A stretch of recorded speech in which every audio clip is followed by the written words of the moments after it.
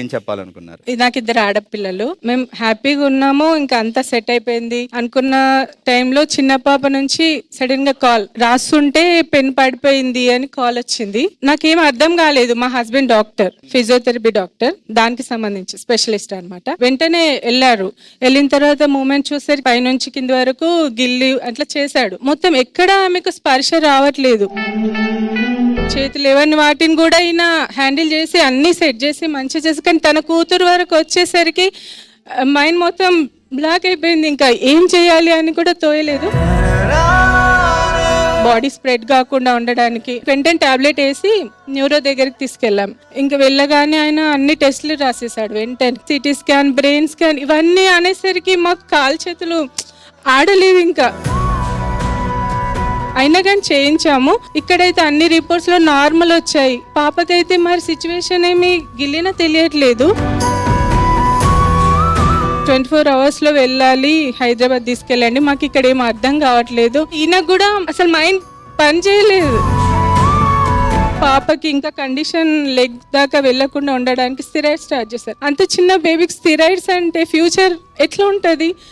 నైటే కార్లో వెళ్ళిపోయాము. వెళ్ళగానే తను అంటాడు ఇవన్నీ పనికిరావు, నేను మళ్ళీ ఫస్ట్ నుంచి టెస్టులు చేస్తా అని.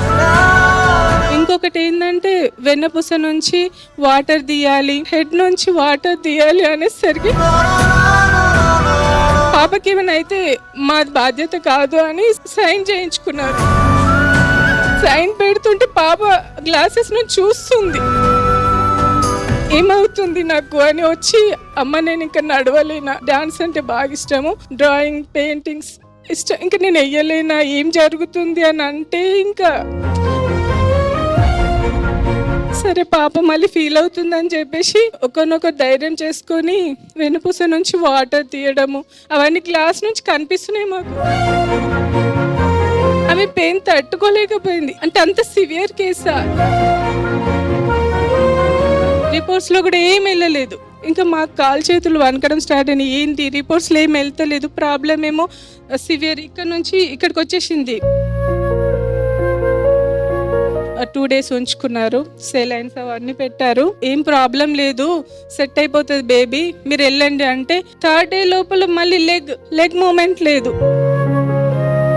ఎంతో అల్లరి ముద్దుగా పెంచుకున్న పిల్లలు మనకెళ్ళ ముందరనే బాధపడుతుంటే నడవలేకపోతే ఎంత కష్టం ఉంటుంది అది. సరే అని చెప్పి కలర్లో తీయించాము, బ్రెయిన్ తీయించాము, మళ్ళీ వెన్నపూస అన్ని మళ్ళీ స్టార్టింగ్ నుంచి కలర్లో. మేము ఇంకా దేవునికి నమ్ముకున్నాము, ఏదైనా ఉంటే క్లియర్ చేసేసి దేవుడా అని. 9 days స్టిరాయిడ్స్ ఇచ్చారు. సడన్ గా మా పెద్ద పాప హాస్టల్ నుంచి వచ్చింది. వాళ్ళు ఆడుకుంటుండగా కొట్టుకుంటారు కదా, అక్కయ్య నాకు స్పర్శ వస్తుంది, మళ్ళీ ఒకసారి కొట్టు అంటే అప్పుడు తెలిసింది. ఇంకా లక్కీగా దేవునికి అనుకున్నాం. ఇంకా ఇన్ని టెస్టులు, అసలు పాప ఫ్యూచర్ ఇబ్బంది అవుతుంది కదా.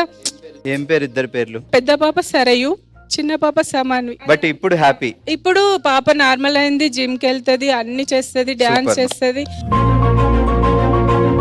సో మనం కోరుకునేది ఏంటి అంటే పిల్లలకి తల్లిదండ్రులు ఉండగా ఎలాంటి ప్రాబ్లం రాకూడదు.